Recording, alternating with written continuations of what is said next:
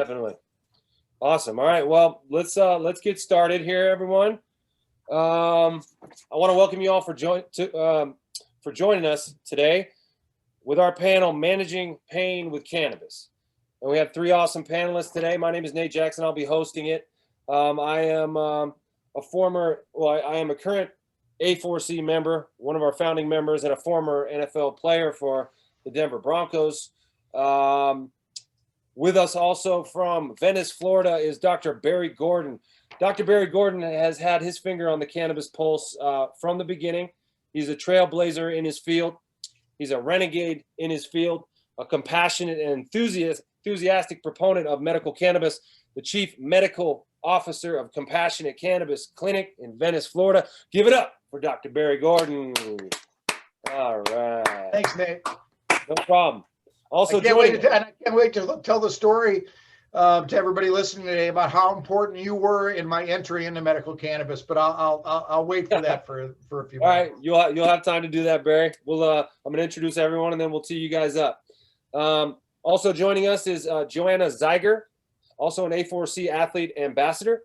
Joanna competed as a professional triathlete from 1998 to 2010 and placed 4th in the Sydney Olympics and was the 2008 Ironman 70x3 world champion. Now an epidemiologist, she started the Canna Research Group, where they study cannabis in non-biased ways with a particular interest in studying cannabis use in athletes.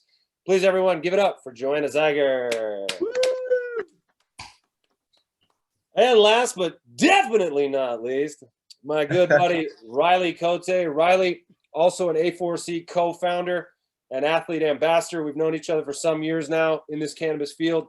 Riley is a former hockey player and since retiring from the NHL has embarked on a quest of healing and alternative natural medicine. He's not only a co-founder of Athletes for Care, but he also has co-founded Body Check Wellness, which specializes in organically grown hemp-derived CBD extracts and functional mushroom blends. And he's also just an overall awesome dude.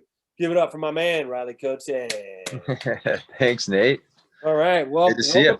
Yeah, you too, man. Well, welcome for joining us today, guys. I think this is a very important discussion. We're going to get right into it. Before we get into managing pain with cannabis, I want to talk a little bit about pain and pain management without cannabis, because to understand the evolution and the move towards cannabis, we got to understand how we were doing it before and how we were dealing with pain before. So, Dr. Gordon, if you could talk a little bit about your experience in pain management, and if you wanted to, talk a little bit about how you and I met first, if you wanted to do that, now's your time, because we're going to get on rolling. But let me know what you think about pain management at large. Sure. Well, listen, I'm an emergency medicine physician, Nate, and I did emergency medicine up in Ohio. So I'm a Clevelander. Listen, I'm at risk this year. If my Browns win the Super Bowl this year, okay, as everybody knows, I've said my entire life, just one before I die. I just turned 65. If my Browns win the Super Bowl, I'm going to have to look both ways 5 times for about 6 months, okay, when I cross the street. This might be our year, but listen, huge sports fan, but I'm an emergency physician. That's what I did for my entire career up in Ohio. Moved on to Florida and I was in my gap year when they passed the medical cannabis law. I met you, Nate, and listen, here it is, everybody, bestseller, New York Times. Let's not forget it, Yeah. Man. I was doing a sports talk radio gig down in Punta Gorda because I've always been a radio doctor as well.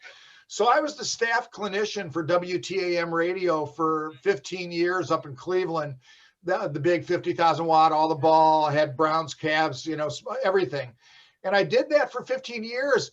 So I was always a spokesman for something.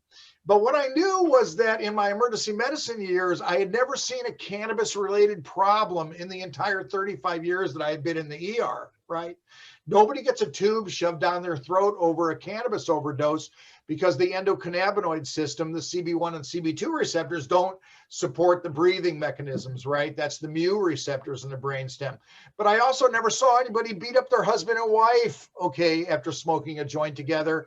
And I had never lost a friend to cannabis, right? I had never lost a friend's child to cannabis. I lost them to drugs, women, gambling. Think Pete Rose, Art Schleister, Okay. I've lost them to suicide, depression, auto accident, gun violence, but never to cannabis. So I was in my gap year down here in Florida after retiring from the ER, doing a radio gig down here with a guy by the name of Larry Timko.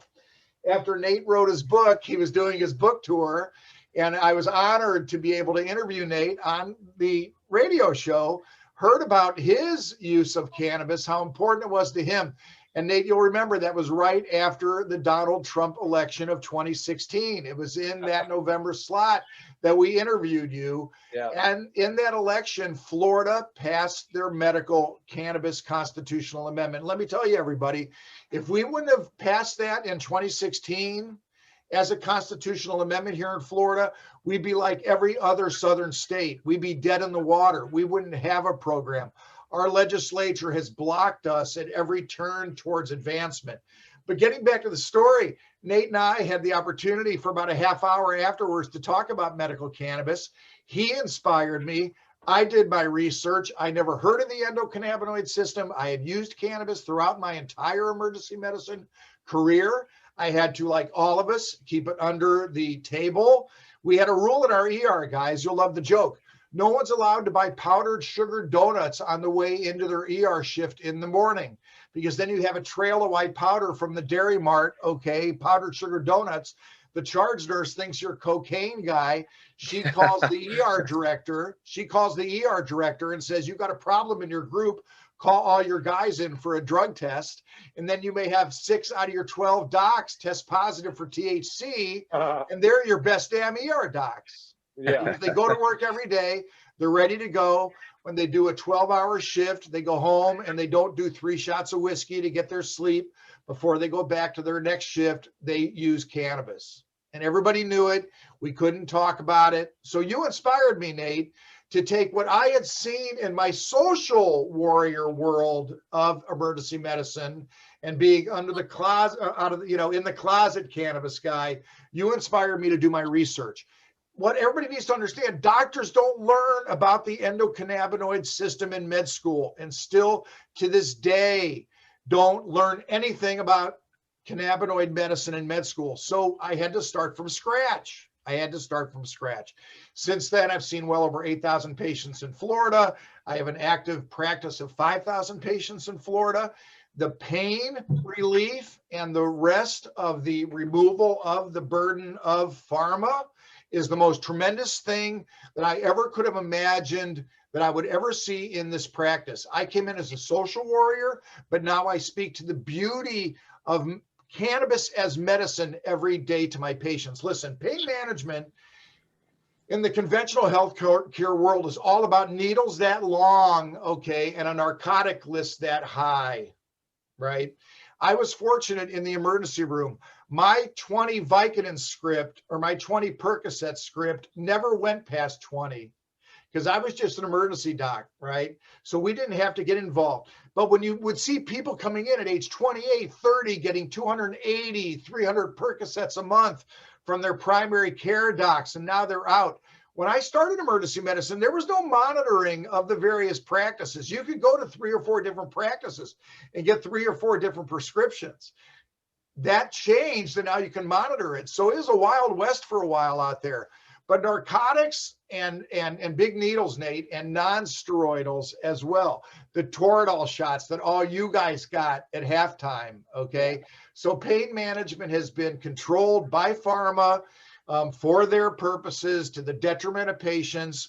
When you add in governmental sniff, stop, and search, filling up prison industrial complexes, bogus drug rehab. What you have to know is that we're coming from a place of disaster and we're all working out from underneath it. So a long answer to your question is pain management pre-cannabis has been a disaster. Narcotics, and I can't wait to hear Joanna speak to this, narcotics are not even indicated for chronic pain.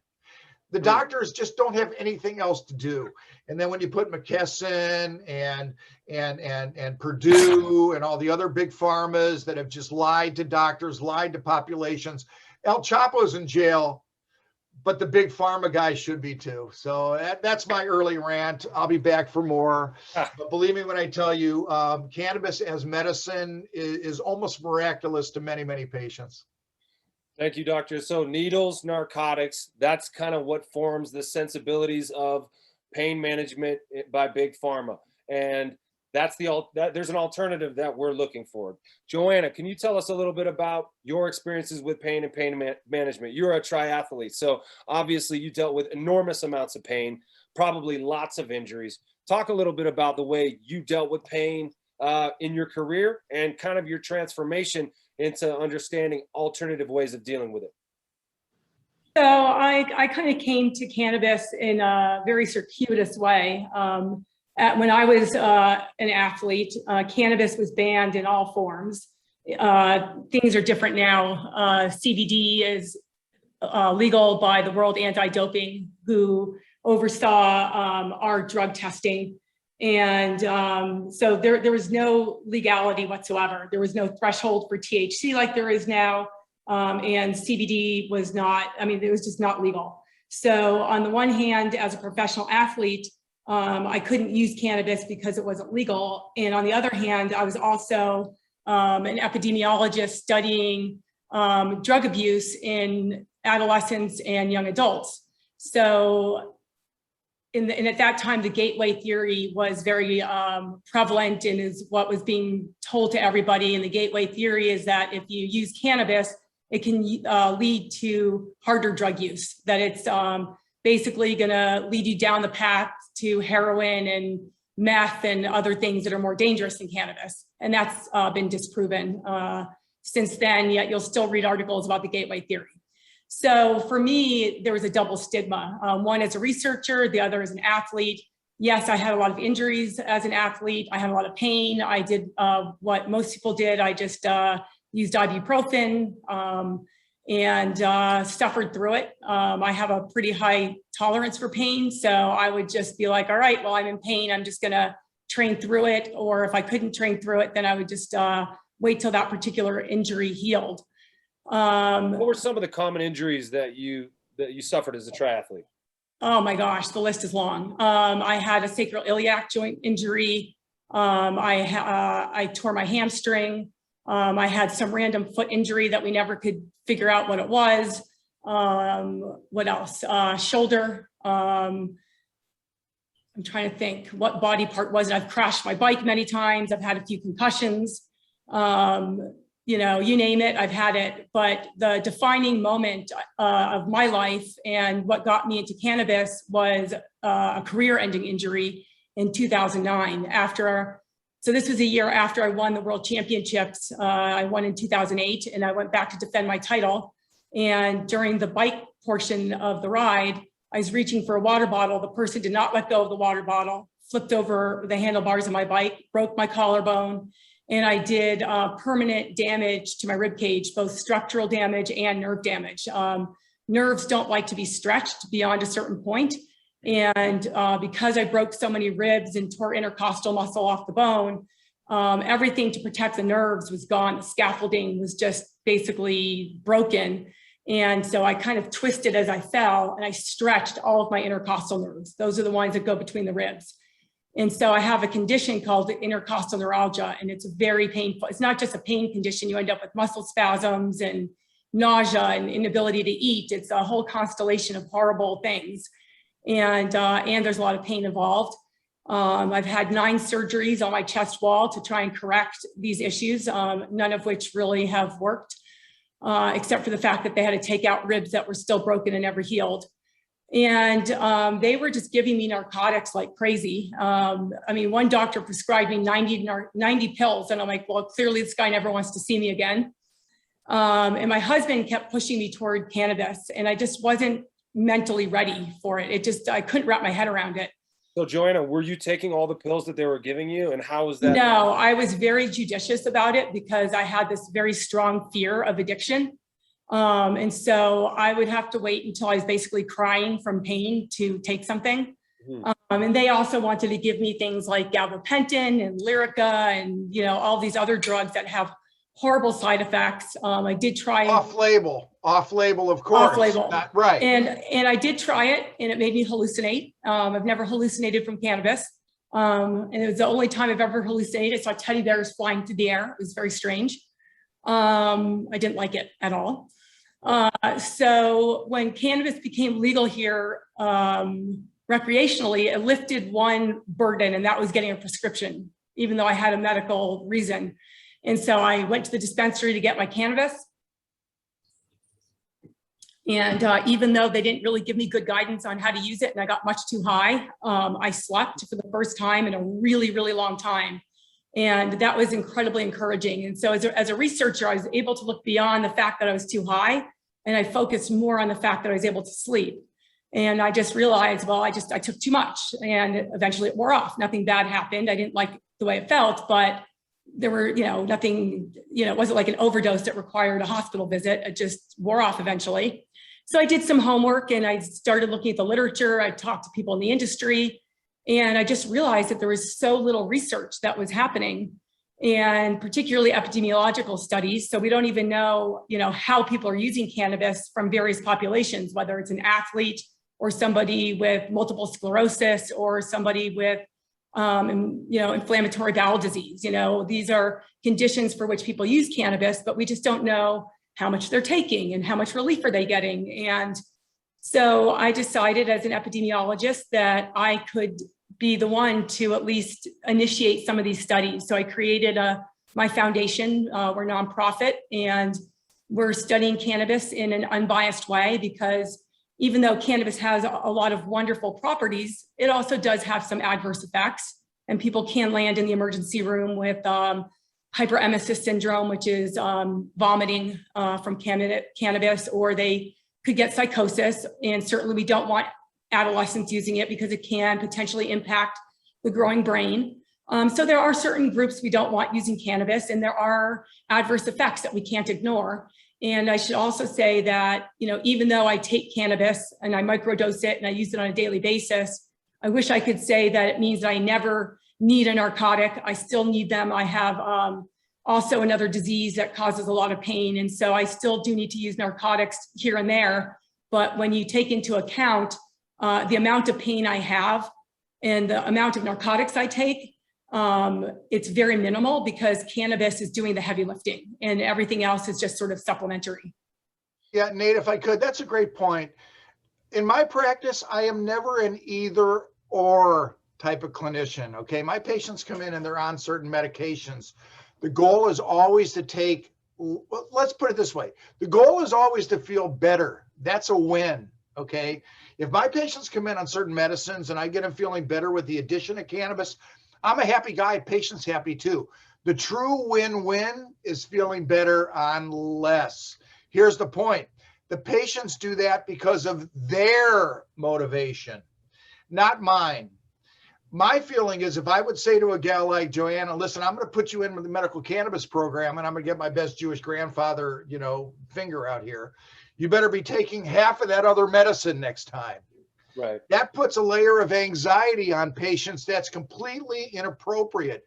So to me, the use of cannabis is a fantastic adjunct, right, to conventional healthcare. Sorry to jump on you here, but are there any contraindications where you wouldn't want to be taking cannabis with certain medications? Is it efficacious with anything you're taking, or are there some you should stay away from?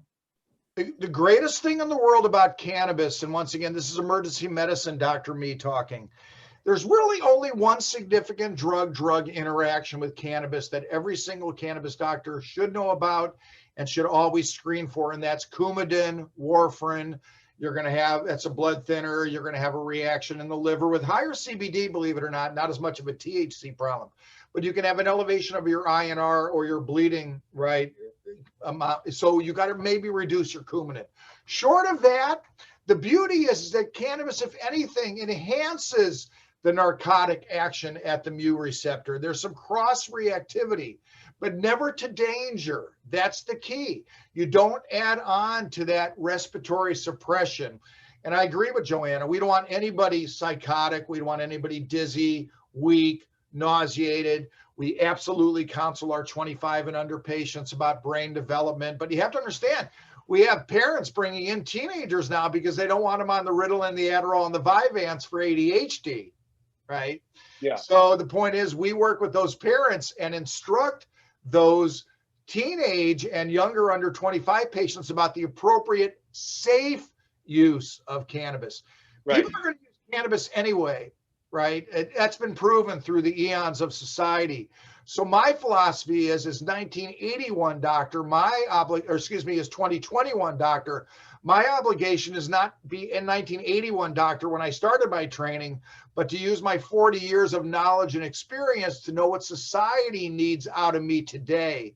And what society needs out of me today is to be a safety officer, an educator about a plant-based substance that I know can help people. Is Right. there abuse? Of course, there's abuse of everything.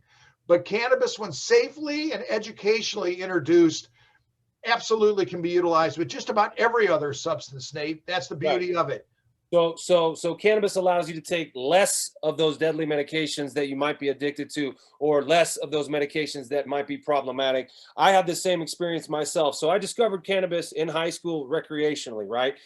And it wasn't until college football when I had a cracked rib and I couldn't laugh, I couldn't breathe, I was having a really hard time, and I consumed a little cannabis, and I was like, wow, that's better. I can laugh, I can actually breathe, I can eat. And then a couple years later, I was in the NFL, and that's when they started giving us pain pills. That's when they started giving us a lot of anti-inflammatories. And at first, my first couple years in the NFL, I was an obedient soldier. I wasn't really using any cannabis at the time. I was taking those pills. And about halfway through my career, I didn't like the pills. They made me feel gross. They didn't really react well with my body. But after one particular injury, it was pretty severe. They gave me the pills. I took a very small amount of it, maybe like a half a pill, and then consumed some cannabis as well. And I had a really great effect from that. And I started to realize, wait a second, just exactly what you said. You can reduce the amount that you need by supplementing it with cannabis. So much so that soon after that, the next year when I got hurt, I threw the pills away completely and I just went with the cannabis. And that's when the light bulb went on over my head. Riley, you have a very unique experience as an NHL player, not just an NHL player, but an NHL enforcer, a guy who had to go out and fight bare knuckle every night. So pain was part of your process, not only pain, but really the adrenaline and the fear of having to go fight and then having to go come down off of that high every day. And could you talk a little bit about what life was like when you were in that circle? And were you using cannabis at that time to deal with it? If not, what were you using to deal with that sort of reality? Yeah, sure. So I guess my journey with cannabis is a little different than most. I mean, much like you, I'd been introduced to cannabis at a young age, 15 years old, the first time I used cannabis, and obviously no understanding of it in a recreational setting. But there's something that resonated with me. That being said, it was essentially a party drug for me too, right? It was like, the booze, the smoking, whatever else came along the way. So I didn't really have a full understanding of it, obviously, at the time, because it was still being pushed down my throat. It was like the devil's lettuce, and so I just kind of put that in the same category as all these other drugs. But there was something there for me. So I moved away from home when I was 16 years old and played junior hockey. I hadn't adopted the fighting role yet. I was actually, called upon to score some goals now and then. But nonetheless, cannabis was part of my life, really, from 16 until now. And it was, again, a lot of times mixed with alcohol. Alcohol was the pain management tool of a hockey player, right? Canadian boys drink beer, and it's the culture of hockey. But that being said, cannabis was kind of infused in that cocktail, and it was hard to separate the two, early on in my life. But when I turned pro at 20 and I adopted this fighting role, was really when I started to understand how it was affecting me therapeutically. And I wasn't wise enough at the time to really understand it as pain management and anti-inflammatory and all this other stuff. But I did notice how it was helping with my anxiety, specifically for fighting, right? I mean, going into the next day, knowing I'm gonna have to fight. It just helped me relax and calm my mind and sleep. And I think it was helping with pain and the whole bit, whether I really realized it or not. So it landed up being like, okay, as soon as practice is over, now I was getting more comfortable with using it during the day versus just at night, right? It was like, okay, so this is like, there's something here I can actually, put my finger on. So, after practice and stuff, whether it was productive or not, we'd leave practice and we'd smoke. There's about five or six guys, that would go into a room and we'd, do the whole thing. And but it really did help me therapeutically, and again, help calm the nervous system and help me sleep. So I didn't, stay up all night worrying about this fight that I had to, be a part of the next day. So I was using it. It's still in my mind. It wasn't. It was not a medical thing. It was. There was even therapeutically, it was just more of a feeling than understanding of it. So I went through all the ranks of the pro hockey circuit, the Central Hockey League, East Coast Hockey League, American Hockey League. Eventually found my way to the NHL, doing the exact same job. Actually, with the Flyers in the NHL, was the first time I ever been drug tested for it. So. And I was an everyday cannabis user. But as I got older, I became more wise with it. I started to understand it more, used it less with alcohol. But there was still these rough patches, specifically in the minor leagues of just the pill mill, of just like getting on the bus and popping pills, and guys have, stacks of Percocets and they're just like passing them around. And it was just like this culture of just, I almost feel like, yes, it was pain management, obviously, but it was almost used like in a recreational manner. It was just like, oh, let's just like take 2 or 3 of these and wash them down with booze. And, that was kind of the world that we lived in. But it really wasn't until I retired in 2010, the age of 28, and a long history of just, banged up, physical body, concussion issues. I had 2 surgeries that year at the end of the season, one on my finger and one on my nose. And I had recently read a book called Hemp for Health, where it kind of broke down the entire cannabis plant, the industrial applications and the medicinal applications and these minor cannabinoids and the whole bit. I told myself I was gonna manage these last 2 surgeries with just cannabis alone. It was just dry flower. There wasn't a whole lot of delivery systems, in 2010 that at least on the East Coast where I was, dry flower. Threw away my prescriptions and just leaned on, cannabis as that pain management tool. Because there in that moment I was like, okay, I understand cannabis as a all right, well, let's just pause it for a second and hey Riley, you're the host. If you could either pass it to me so I can mute him. I'm the host. Yeah, Anna got kicked off. Sorry everybody. How do I do that? How do I pass that on? Believe it or not, there was a board of medicine meeting that was hacked by a porn site. Okay. So I was watching a conversation about medical cannabis, and all of a sudden these very conservative doctors literally had to face things that none of us would ever want to see. So the Zooms are funny for that. Yeah, never seen that happen before, but that was pretty impressive. Yeah, that was interesting. It was going to be it was going to be his big break. Yeah. So one thing I find about cannabis is that I have pretty intractable pain from my intercostal stuff, and I have this really rare autoinflammatory disease that nobody's ever heard of that causes a lot of pain as well. And one of the things I like to say about cannabis is that even if it doesn't take away your pain, it really eases your suffering. So if you're a chronic pain patient like myself, and I have pain 24/7, 365, like there's never a minute in the day where I don't have some sort of pain. But I find that cannabis really helps you deal with the pain. And I'm not talking about the anxiety around it or the depression that you might get or any of those things. I'm talking about the pure suffering that you can get from really severe pain, because you can suffer and not have pain. If you have a death in the family, you're going to suffer, or you can have pain without suffering. You can stub your toe and that hurts, but you're not really suffering. It's momentary. But if you're a true chronic pain patient, you have both pain and suffering. Cannabis is just so good for that. And there's no narcotic that does that in the way that cannabis does. Yeah, Joanna, there's actually a name for that. It's called dissociative analgesia, and it's real. I've had so many patients tell me that. It just puts the pain in a different place, right? And, it's, and believe me when I tell you, when you were describing your injuries, it took me back to one of my favorite emergency medicine sayings. You never want to be the first that I've ever seen of that, or I've never heard of that, or seriously. And that's me all the time. I know. I've been to the hospital probably 8 or 9 times this year for various things. I've had 2 surgeries, and every single doctor and nurse that I encountered, they're all very nice, but I have familial Mediterranean fever. Have you heard of it? So it's the first I've ever seen, the worst I've ever seen. I've already called the other guy to help me, or I'm going to go throw up over there. Okay. No, yeah. I don't know that one either. So I'm often educating people about it. Fortunately, as an epidemiologist, I have read all the literature, so I am able to educate them. You're right. You do not want to be the one where they're like, I've never heard of that before. So Riley, you were bringing something up, and then it pertains to also what we're talking about, the easing of the suffering, but you're still in pain.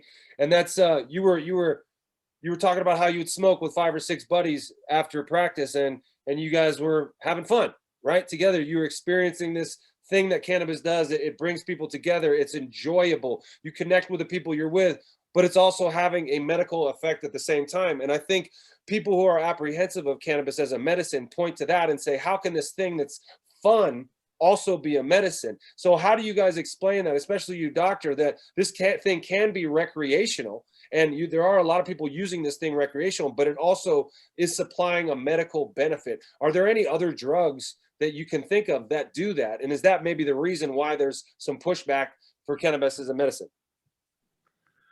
Well, I mean, the way I see it is, and I know the medical community doesn't really want to touch on this because it ends up being a spiritual issue, right? I mean, to me, the cannabis is a spiritual medicine. So, what you're talking about is commune. It's relationships. It's communication. It's just feeling, loved or heard or whatever that lands up being. So people connect when they're using cannabis. So, I think people have a hard time understanding that you can laugh, you can giggle, you can smile, and you can heal at the same time. And I think that's the beautiful part about cannabis, is that spiritual element. And I think, pharma doesn't offer that. That to me, it lacks the essence of what cannabis and some of these other plant medicines to offer, right? I mean, I think you probably lump psilocybin mushrooms in there, especially at microdoses, or smaller doses, that you kind of have the same thing. You giggle, you laugh, you connect. There's like that.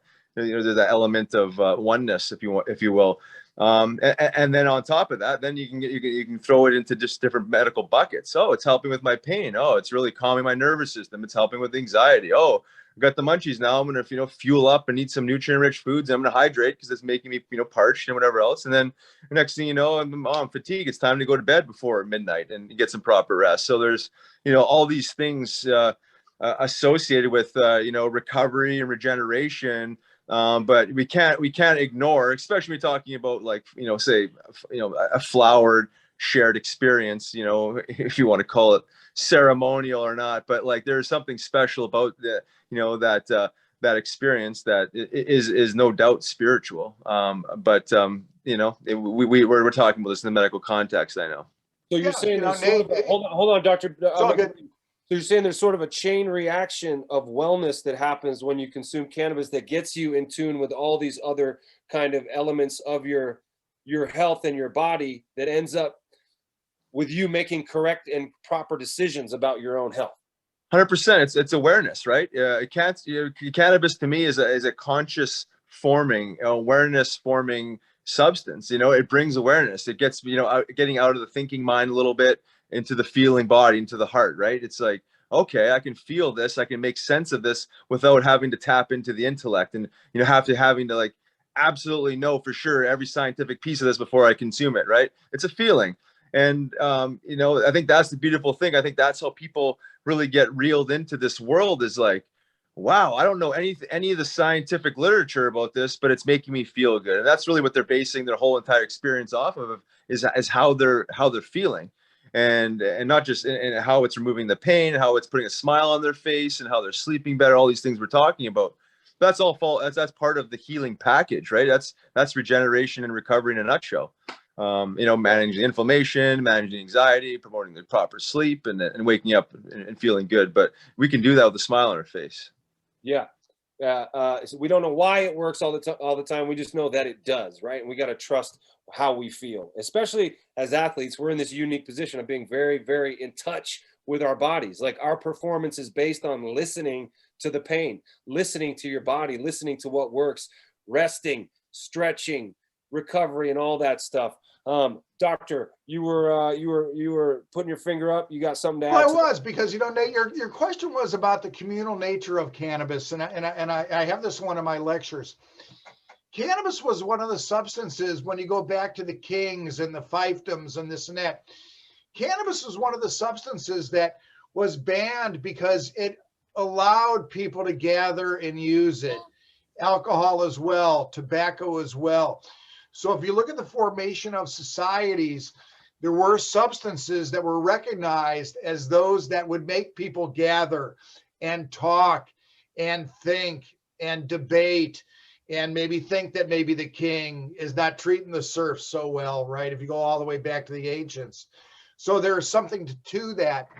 But even further, to me, it's that fear in the Victorianistic, in the Puritanistic way that this country has been founded, a fear of euphoria, a fear of feeling good. You have to remember that that's been a lot of the biblical and otherwise teachings, is that, and not to bring, other things that you do, masturbation would be another one, I guess, to a certain extent, right? There are just certain things that have been viewed as not appropriate. And one of them is making you feel better by a simple plant, right? So when we get our new patients into the clinic that have never used cannabis before, and we call them doobie ones, never done, that's 1/3 of our patients, okay? A large part of the first visit is in literally stripping away that Victorianistic and Puritanistic image, because when you use cannabis and your pain is relieved, you feel better, right? And there is a reason for it, Nate, and we do know how it works, because we all have an endocannabinoid system, and somehow uniquely on this planet, there are cannabinoids in a plant that react to it. So as I teach my patients, we're literally hardwired to accept cannabis, the plant, as a gift, either from the extraterrestrials or God himself, whatever your vision may be. You can't have a matching system organ-wise and a plant on the earth and ignore the significance of that plant. So you're saying that laughter really is the best medicine. Is that what you're saying, Doc? Well, of course. Listen, it's one of the slides I have to open one of my presentations. It's two cavemen sitting there looking up at the stars after smoking a joint. One is saying, wow, are there two dippers up there? One big, one little? You have to go all the way back. How did people sleep in a cave on a rock and straw? Okay. There were plants on the earth that they knew that helped them, right? And we've lost so much of that plant-based medical knowledge. That's why the shamans and the medicine men were the smartest people in every tribe, right? Yeah. So to me, it's ancient, and we can't ignore that we're just stuck in 2021, which is a significant big pharma and big governmental era. Yep.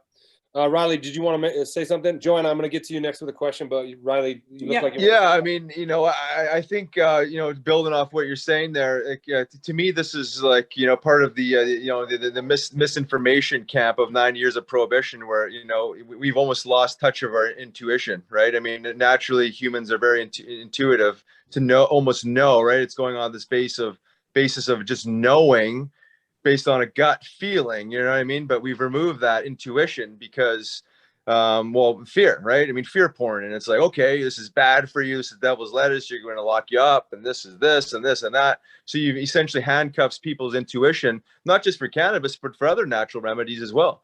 So we've essentially crippled people's, intuitive nature, and then obviously they're willing customers for the pharma companies, right? It's because they're in fear and they're in pain and they're desperate, and it's a tough combination. So it's years of propaganda that we have to unravel, and we have to people have to relearn or unlearn and relearn, reprogram on what it is actually to what it feels like to actually feel good, and what it feels like to actually tune into your body and tap into intuition. Because to me, that, you know, because, you know, like, we're all different too. With cannabis, someone could, you know, recommend you a protocol, but you could be very sensitive to a cannabinoid, and there has to be some sort of intuition for you to maybe, you know, titrate and just be, oh, maybe that's a little too much for me, and I don't want to, like, say I'm scared away from the cannabis plant from that one experience. Maybe it's just taking less. I don't know. I mean, you know, that's just kind of like tapping into your own natural intuition. I think we've lost that all around. I mean, we can't even figure out a proper diet to eat, let alone a cannabis protocol to get on. So I think it's complicated, but it's from years of misinformation and propaganda, in my opinion. Yeah, you're hitting the nail on the head there as far as losing connection with our intuition. And it's not just, you know, it's not just the drugs, it's the food, like you said, it's the things we consume, it's the advice we take. We were talking before we got on the air about the internet and people looking to the internet to give them information that their doctors could give them and do so much more effectively. We're all a little bit lost when it comes to what's best for us. And like you just said, Riley, what's best for us, you know what is best for you just by turning the camera inward and focusing on what feels right and what makes you feel balanced and what allows you to sleep. Joanna, what are your thoughts on this? Well, I think one of the nice things about cannabis that's very different than other medications is that when you're taking, let's say, an opioid or a benzo or something, you know, insulin or whatever it is that you're being prescribed an amount, and that's what you take. With cannabis, you are taking ownership of what you're doing. So you may get recommendations from somebody about how much to take, but ultimately you get to make the decision of what route of administration you want, of whether or not you want to take a higher amount of CBD or more THC.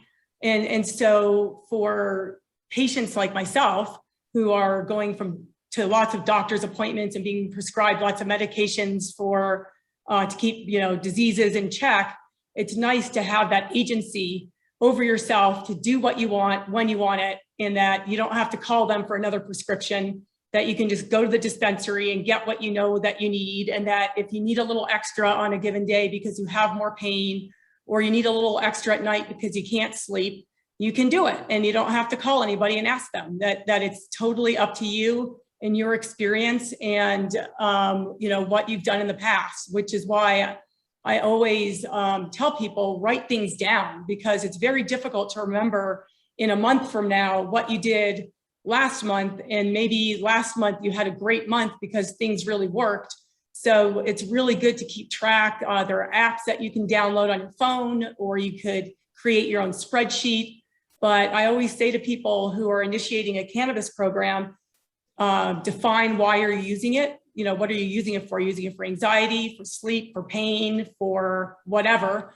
And then keep track of what you've taken and what ratio you've taken and how often you've taken it and what routes of administration work better. Like, I've experimented with really high CBD because it's supposed to be an anti-inflammatory and I have an inflammatory disease. Didn't work for me. I need some THC. Everybody is very different, but I was able to figure that out on my own without having to call a doctor every single time and say, well, this dose doesn't work. What dose should I try next? So in that respect, I think that cannabis just gives people the ability to take control of their situation in a way that other medications don't. And you know who hates that, Joanna? Unfortunately, doctors. I know. Yeah. Doctors hate that, but patients love it.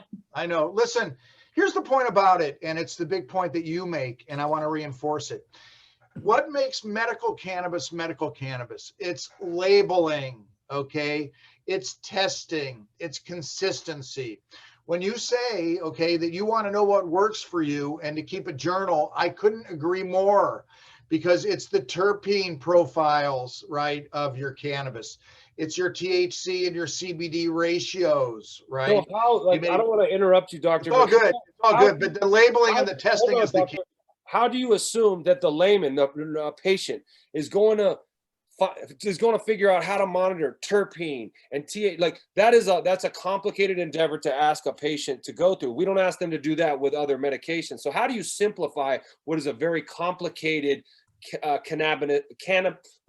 cannabis landscape? You know, even, I can't even get the word out.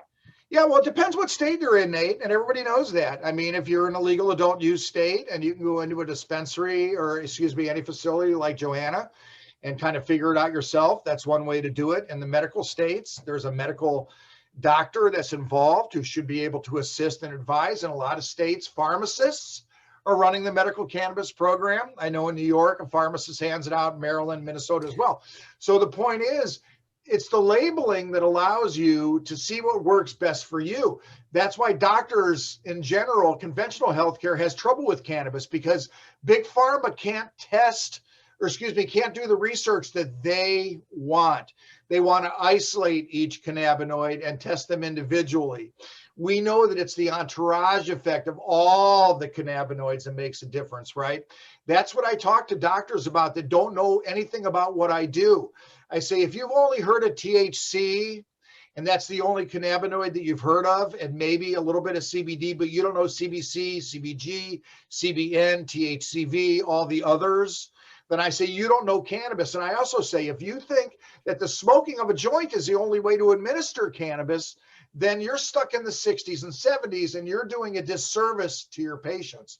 I tell doctors, just because you didn't learn it in medical school doesn't mean that 20% of your patients are not already impacting their endocannabinoid system already, either illegally on the legacy market or through a medical program, and you're just not cool enough for your patients to even talk to you about it, right? That's a disaster. Doctors are lazy. Doctors, I try to shame them into telling them, if you're not willing to read for a half hour about the endocannabinoid system, then I can't even begin to have a discussion with you about it, right? So doctors are the problem because they don't like the pleiotropic nature of cannabis. It treats a whole lot of different things, and they don't like the unreliable nature of the patient like Joanna being able to dictate what's best for her, right? So you have to be able to give up some of that power to your patient and enable them to take control over their health care. It's one of the beauties of educating patients about cannabis. So I want to talk a little bit about the culture of cannabis, because we all know that medical cannabis is effective, but there's a lot of people in the recreational cannabis world that kind of live by the mantra is there's no such thing as too much cannabis. And they kind of use the fact that no one's ever died from an overdose of cannabis to push as much cannabis as possible on people. And you go to cannabis conventions and it's, you know, how to deliver the most possible THC to you at the fastest amount of time, and people are walking around like zombies. So in what ways does the recreational cannabis world a hindrance to an actual medical cannabis discussion that is balanced and gives patients good information?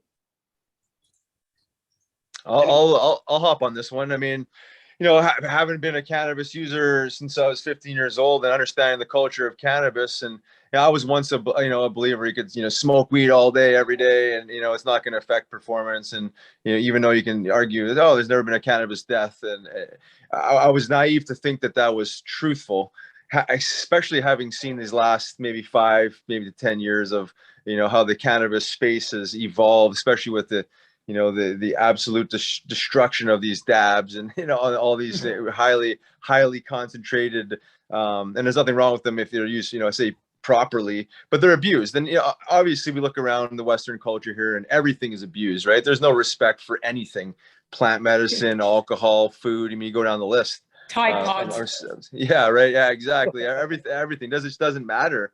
You know, you have this extreme recreational culture now where, you know, back in the day, you know, a heavy user would just be smoking flower throughout the day, maybe a little hash here and there. Obviously, it was lower THC content, but now it's just, you know, to me, it's just out of control. Even for me personally, as a religious cannabis user, I've used less and less cannabis over, especially these last 3 years, less and less cannabis, where I just feel like I need. Listening to my body again. It's just like, it's telling me to just like slow down. You don't need as much as you used to when you're really trying to like heal something specific. So I land up fasting from cannabis a lot more often now than I ever have. And it really comes down to a respect to what you're doing and, you know, using this, you know, more mindfully and with true intention. But I don't love that extreme recreational culture and what I see at some of these conferences, like I really don't want any part of that. I love getting stoned now and then with buddies and you know, and having that communal component of it. But a lot of these people, this is their life. Like every single day from the second they wake up, they're rigging a 95% THC dab, and then it's just all day long. To me, you're just taxing the nervous system probably a lot more than you're slowing it down and calming it, and therefore probably having some negative side effects. So there has to be this mindful cannabis use that needs to be taught outside of a true medical program, because there's different dimensions of this, even though it is all medicinal and therapeutic at the end of the day. Once you start getting into these heavy doses all day, to me it's doing your body a disservice over time. Well, Joanna, your thoughts? I mean, I think it's like anything else. I mean, I think cannabis, and I think this is true for a lot of medicines, where it follows this inverted U. So if you don't take enough of it, you don't have a therapeutic benefit. If you take too much of it, then you can have adverse effects. Or, like what Riley was talking about, you're just sort of not mindful anymore, and you're getting into this possible state of abuse. And then somewhere in the middle, and that U could be very big, because everybody's tolerance is going to be very different. So my 5 or 10 milligrams of THC could be somebody else's 1 milligram, or it could be their 25 milligrams. So yes, at both ends, you may not find, at one end it doesn't work, at the other end it's too much. And then somewhere in the middle is that sweet spot. We did a study looking at cannabis use in athletes. And one of the things I found very, very interesting was that, number one, almost 50% of the 1,200 people that we surveyed had pain of some sort. So athletes have pain, even, and these weren't professional athletes. This is just your run of the mill, going out and running a marathon or a 5K or whatever, community athletes, and they're having a lot of pain. But the thing that really interested me was they differentiate between whether or not they were using it recreationally or medically, because we asked what their primary purpose for use was, recreational, medical, or both. And we had a lot of people that said they only use it recreationally. We had some that said they only use it medically. And then there was a whole group of people that are using it for both recreation and as medicine. And so, it is interesting. Certainly there are those people like Riley's talking about that just get stoned and are using these really high doses with high THC content. But for this athlete group that we studied, and I would say that's probably true for a lot of athletes, is that they really know why they're using it. Like there is purpose behind it, whether the purpose is to have camaraderie with friends or to treat something. And to me, that was very interesting, that there was that very distinct differentiation. And for the people that were using it for pain, I think close to 70% said that they did get relief from pain. So it is highly effective for pain. I can just say one more thing before you guys take it another direction. The other thing too I want to mention, and this is like part of my own personal experience and practice of just life in general, is that when you think of taking a medicine, like a traditional medicine, the idea is to not have to take it anymore, right? So it's like if you're taking a medicine, it'd be like, okay, well, I can get to a point in my life where I don't have to take that medicine anymore. Where I feel like again, cannabis. I think that's the spiritual component. There's a kind of a fine line. If I was to have gotten in a car accident, let's say, and I use cannabis to manage my pain, inflammation, help me sleep, get through the trauma and stuff like that. Well, naturally you could be like, well, you don't need the cannabis anymore because you're healed. You're no longer in pain. But there's something with cannabis, like even if you're not in absolute pain, we're all dealing with stressors, right? There is some sort of suffering or some sort of anxiety we're all dealing with.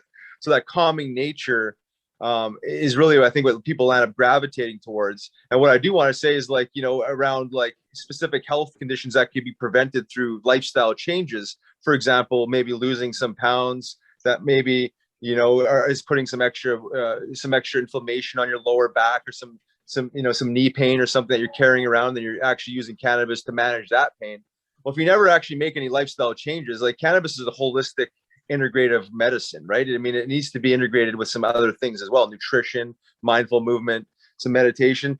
So I think the idea is to eventually get to a point where you don't need as much, or you don't need it at all.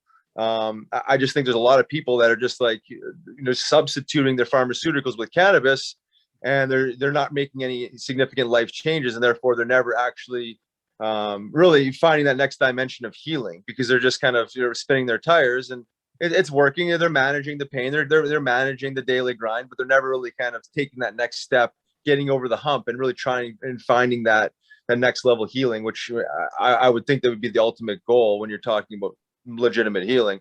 But we're, you know, in the Western culture specifically, we're kind of like still stuck in that phase of victimhood. And I don't want to be overly accountable for my health, but I just kind of like the feeling of cannabis. So it's just kind of a gray area there, I feel. But and that being said, there's nothing wrong with people appreciating and wanting to use cannabis, even if they have zero pain at all. You know, there's something sacred around that. I think they're just really, it's more of going back to what I said earlier, just about the respect value towards it. I mean, I look at cannabis as part of a multimodal approach to life. You know, if Right. you have anxiety, it's not going to allow you to maybe work out because, you know, you're afraid of going to the gym. And so that takes away one really big thing that's very healthy. And so, you know, cannabis can then allow you to go to the gym. And then once you start getting healthy that way, maybe you start making better choices with your nutrition. And then if going to the gym now becomes very important to you, you're going to go to sleep earlier. So it really has this cascading multimodal effect that potentially could lead to a healthier lifestyle overall. And like you're saying, I mean, cannabis isn't necessarily something that you're like, I have to get off this. If it's improving your life, then, you know, it's something that you want to maintain. And, you know, like any other medicine, you want to find the lowest therapeutic dose to help you and, you know, not necessarily take more than that. Yeah. I mean, listen, it's awfully hard to call your banker coming in, driving the Mercedes and wearing the Rolex, who's used cannabis for 40 years since they graduated University of Michigan or Ohio State, and call them cannabis use disorder. I like to tell my patients, and these are the doobie threes: set me free, get me off the legacy market, allow me safe, legal, educated to cannabis. If you're a 65-year-old banker who's a drinker every day, you look 75. If you're a 65-year-old cannabis guy, you tend to look 55. So one destroys, one tends to preserve. But Riley, your point is so well made, right? Medicine in general, it's meant to be disliked and spit out. When your mom gives you cough syrup or whatever it is, you hate it. Cannabis as medicine is unique in that manner, in that most people do enjoy the effects of cannabis. So it's multifactorial and very difficult to understand, but each patient has their own desires. Some just to drink less alcohol. And listen, in Florida, we have people coming down here from Canada that are getting safe, legal access to cannabis, and then they come down to Florida for 5 months, and I'm not going to send them back to the liquor store, and I'm not going to send them to a doctor to get an Ativan or Xanax prescription, and I'm not going to send them to the legacy market to be illegal. So the multi laws that exist everywhere also confuses everybody. So I can't wait till we get some degree of guidance at the federal level. And here's my pitch to that, everybody. We need descheduling completely. Let's not fall for a rescheduling as some type of let's make a deal. It's got to be descheduled completely and decriminalized completely, right? So we can't fall prey to somebody's compromise somewhere. We got to hold out to make it done right. If pharma gets overly involved in cannabis, it's got the potential to be a complete disaster and take away our entourage product. So pain and our ability to just go get it when we want to. Right. So pain is part of life, and pain management is also part of life. And cannabis as a pain management tool is the kind of medicine that doesn't taste yucky. Guys, I want to thank you guys for coming out today. If you want to check this out, it's going to be on the Athletes for Care website, a recording of this. And our next panel, we're going to be doing a lot of these panels. The next one's going to be on October 27th. We're going over cannabis for mental health. So I want to thank all you guys, panelists, for coming out today. Give us yourselves a round of applause. And that's right. Come on, Riley. Come on. Yeah.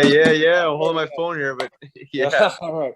Thanks, guys. Guys, thank keep you. up the good work. You're doing great work. And Doctor, you want to say something?